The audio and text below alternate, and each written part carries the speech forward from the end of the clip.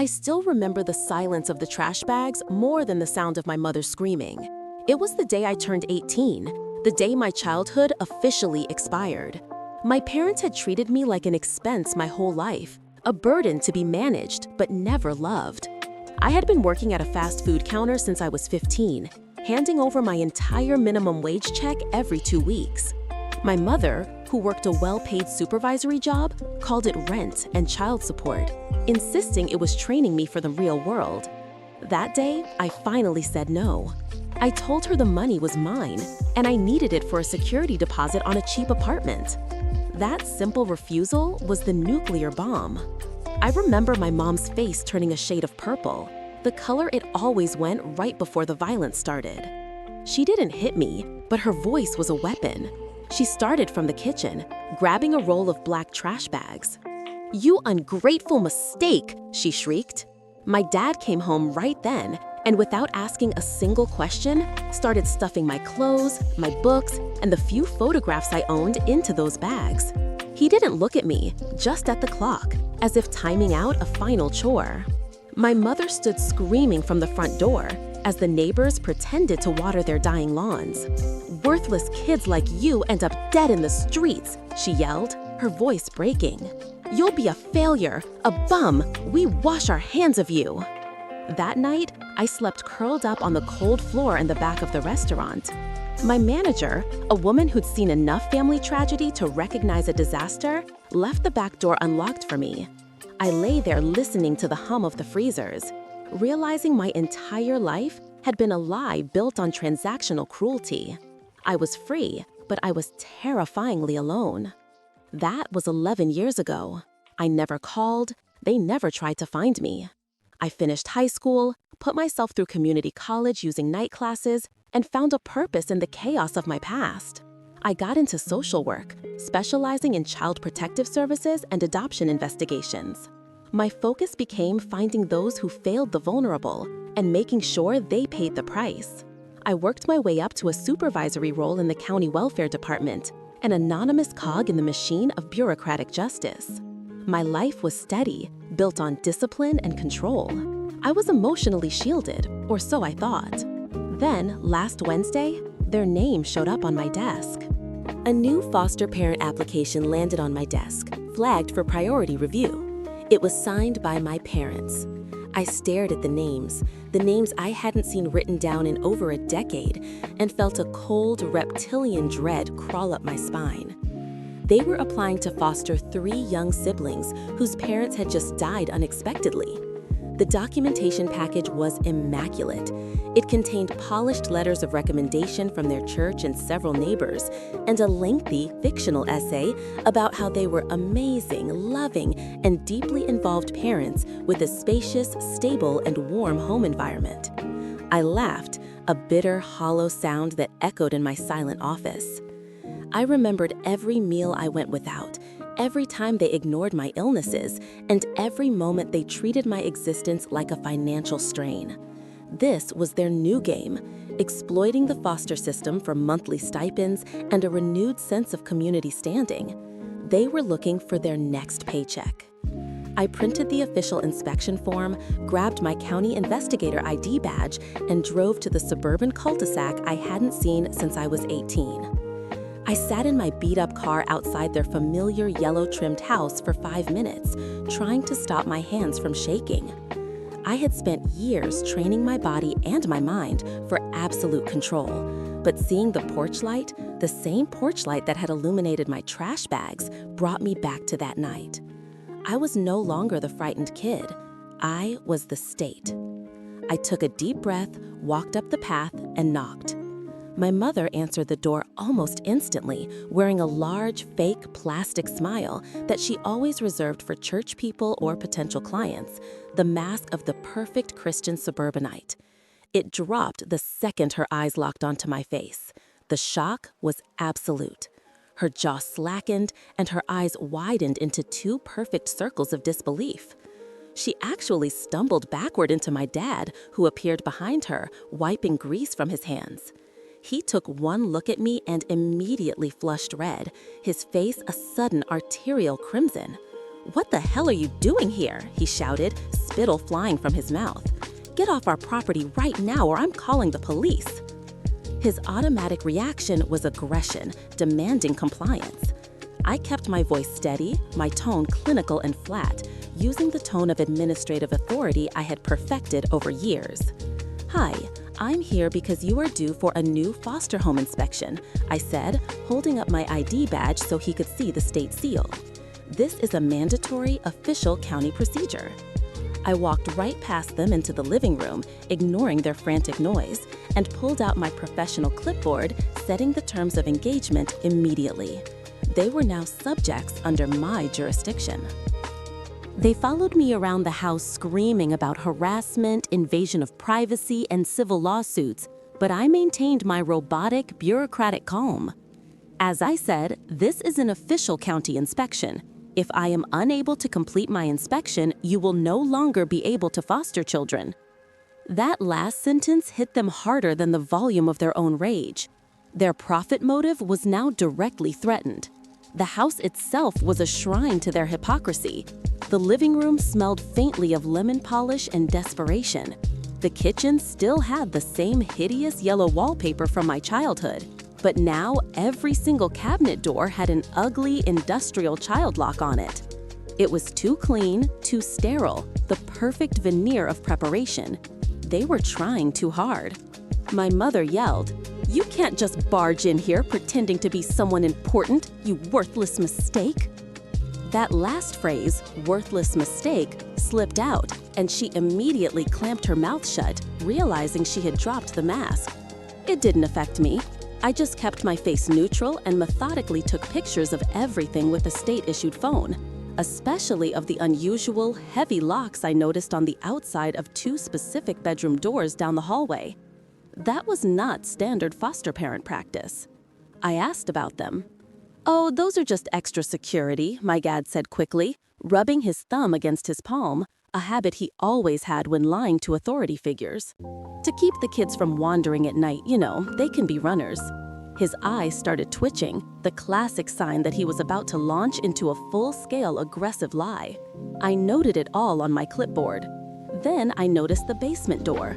It was set in the hallway wall, and it had a huge, thick steel padlock on the outside, which was definitely new and immediately alarming. "I need to inspect every room, including the basement, or you'll fail automatically," I said, my voice maintaining its steady, unwavering pitch. My mother started to hyperventilate. "There's nothing down there, just storage. It's dangerous," she shrieked. My dad slowly reached into his pocket and retrieved a heavy key ring. He tried to bar my path, pleading, "It's just to keep the kids away from dangerous stuff down there, I swear." I simply waited, clipboard poised. He unlocked the basement door, and I went down first, using my phone flashlight because the main lights hadn't been turned on. The air was heavy, damp, and smelled strongly of mold and stale sweat. The flashlight beam cut through the gloom, revealing a space that was clearly not used for typical storage. There were no boxes, no decorations, just a few worn wooden crates. Then I saw the ropes.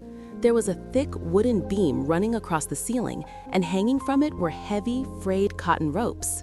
My stomach twisted violently, but the training kicked in. Observe, document, remain calm. But that wasn't what made me freeze at the bottom of the stairs. The sight of the beam was bad enough, a chilling relic of corporal punishment, but the next thing I saw was far worse.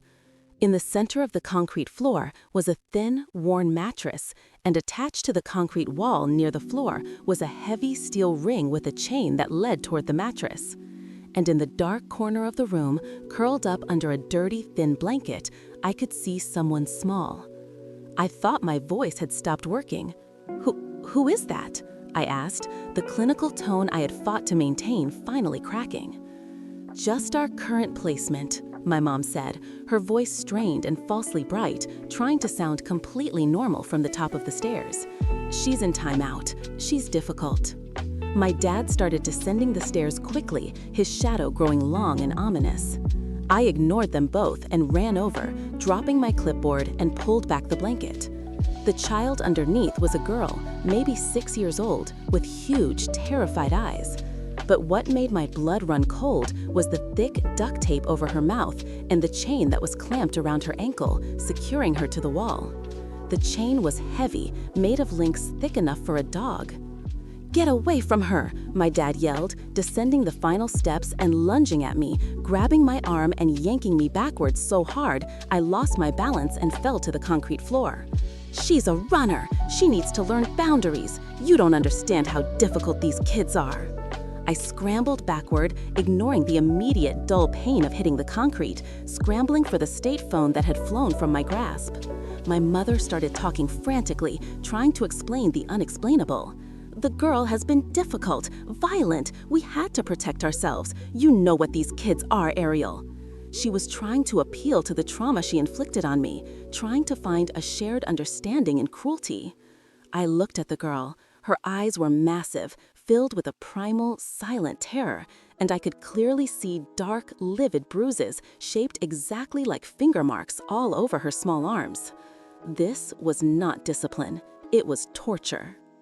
There was no time for processing, no time for bureaucracy. I lunged for the phone, found the emergency dialer, and screamed into the microphone, my professional composure gone, replaced by pure, desperate adrenaline. "I need the police and an ambulance right now. There is a child chained in the basement at Tarantless Town. Send the police now." I kept yelling the address, repeating it over and over, even as my father tackled me and tried to rip the phone from my hands. My mother, seeing their elaborate facade instantly dissolve into a criminal investigation, slapped me across the face with stunning force. The blow rocked my head back, and a warm, coppery taste filled my mouth. I knew my nose was bleeding, but I didn't care. "You don't understand what we deal with," she shrieked, bending over me. "These kids are damaged. They need extreme measures or they'll never learn. You are ruining us." She was crying, but not out of remorse, out of fear of losing her comfortable life. I used the momentum of her rage to push her back, keeping my eyes fixed on the small girl. The girl couldn't speak, but her tiny movements were desperate as she tried to pull the duct tape from her face. I kept yelling into the phone until a dispatcher confirmed officers were en route. The next 8 minutes felt like an eternity, a struggle in the dark, damp basement where my father tried to restrain me and my mother worked hysterically to unchain the child, attempting to hide the damning evidence. They were not worried about the child. They were worried about the cost.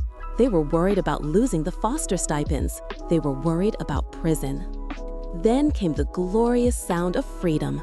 Sirens, loud and sharp, followed by the sound of boots running up the porch. The police didn't knock. They broke down the front door and descended the basement stairs. The sight they found was a tableau of absolute chaos and guilt.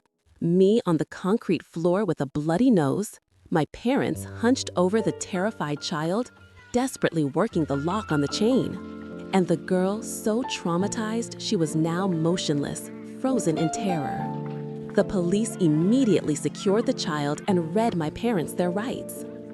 The initial arrest was just the beginning of the investigation. The police, followed by actual, competent Child Protective Services officers and medical professionals, documented the horrific conditions in the basement.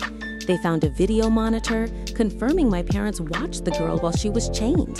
They found evidence of long-term physical abuse, not just the one instance I had witnessed. The state investigation quickly unearthed the rot beneath the suburban veneer.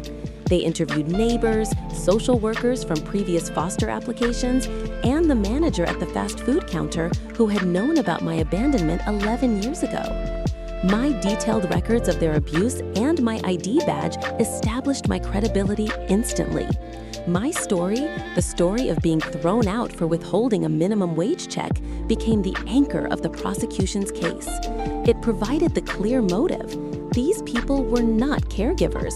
They were exploiting a system. The local news picked up the story, plastering their faces on every channel, destroying the facade of the pious, community-oriented couple. Their friends and their church, the institutions they had used for social leverage, immediately cut ties.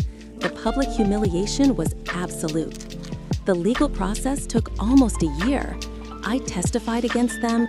It was emotionally grueling, forcing me to relive every piece of cruelty, every moment of fear, every time I went to bed hungry. But this time, I wasn't powerless. I had the facts, the evidence, and the backing of the state. I didn't care about revenge. I cared about justice for that little girl and the siblings who would have followed. The foster application was found to be fraudulent, listing achievements and community service hours they had never actually completed. They were exposed as professional opportunists, willing to inflict trauma for a paycheck. I continued working, pouring myself into my role, knowing that every action I took, every case I handled, was erasing the mistakes of my past. I never contacted them again after the trial. I focused entirely on my future, knowing that my success was the greatest form of silent victory. The sentencing was delivered by a judge who looked weary but firm. Both my parents were found guilty of multiple counts of felony child abuse and endangerment. The sentences were stacked due to the extreme nature of the abuse and the premeditated cruelty of their actions. The judge looked directly at them and delivered the verdict. They both got maximum jail time, a sentence that effectively ended their freedom and their elaborate public lie. They were taken away in handcuffs, their final pleas of innocence falling on deaf, judgmental ears. I sat in the courtroom until the room was empty, feeling a strange mix of emptiness and absolute clean victory. It wasn't the vengeance I had craved as a terrified teenager. It was something better. It was the knowledge that they could never hurt anyone else again. The siblings, the little girl in the basement and her two older brothers, were immediately placed into the care of a real family who actually wanted them, a family who had passed every honest inspection. I followed their case for a while, making sure they were safe, happy, and receiving the therapy they needed. I kept my role completely anonymous, a silent guardian in the background. My life stabilized. I took a promotion within the county welfare department, rising to a position where I could implement systemic changes, closing the loopholes my parents had tried to exploit. My mission became ensuring that the system that had failed me at 18 would protect every vulnerable child after that. My past was no longer a wound. It was a weapon for good. I finally achieved the financial stability I had been chasing since I was 15, buying a small, quiet house in a different town. My home was built on integrity, competence, and a deep, unshakable sense of self-worth. I was no longer the worthless kid they had screamed about. I was Ariel, the investigator, the protector, the one who came back. The story of the abandoned kid who became the state inspector and sent her parents to prison became a local legend, a chilling tale of poetic justice. But only I knew the full, desperate terror that fueled that final inspection. My life is dedicated to silent competence. I don't need the validation of my family or the approval of their church. I have the quiet conviction of knowing I chose the harder path, the moral path, and that choice led me to victory. Every morning I wake up and see my own reflection, not the face of the frightened teenager sleeping on a fast food floor. The money I earn is clean. The life I live is honest. The power I wield is used to help, not to hurt. The scar on my hand from my dad grabbing me in the basement is a constant reminder of the price of standing up to cruelty. But the warmth of my own home is the reward. The 3 siblings, the little girl and her brothers, are now thriving in their new home. I know this because I signed the quarterly reports. They are safe. My parents are paying the highest price possible for their lies. They never got the easy money. They only got the maximum jail time. And I got my entire life back. That is what happens when the powerless kid grows up. That is the end of the story. If you want to know all the tiny details, the full journey, and see exactly how I executed the perfect plan to get there, click on the link on the video for the full story. Thanks for sticking around. It honestly feels like chatting with a friend. Come back next time if you're in the mood.